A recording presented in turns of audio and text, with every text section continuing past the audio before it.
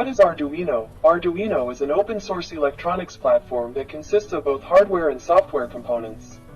We can make different kinds of projects and creative ideas using Arduino. It has a programmable microcontroller. We can program it using our mobile phone or PC. Most Arduino boards have the Atmel microcontroller. These microcontrollers come in different features and capabilities. The most popular board is the Arduino Uno because Uno is easy to use and understand for Arduino beginners. Arduino is based on the simplified version of the C and C++ programming languages. The Arduino IDE provides a user-friendly interface for writing and uploading code to the Arduino board. We have lots of built-in functions and libraries for easier to control input and output devices. Arduino boards have different numbers of input and output pins.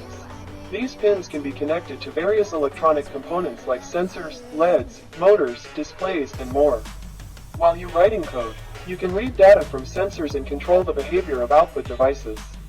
Arduino has a vast library of pre-written code called libraries, which simplify the programming process for common tasks.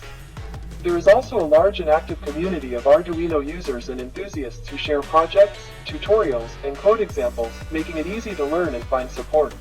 Arduino is highly extensible. You can add expansion boards called shields to enhance the capabilities of the Arduino board.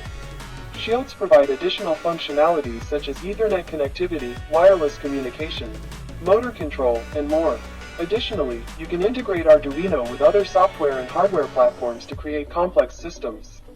Arduino has gained popularity due to its simplicity, affordability, and versatility. It has found applications in various fields, including robotics, home automation, art installations, IoT, and educational projects. Its ease of use and strong community support make it an excellent platform for beginners to get started with electronics and programming.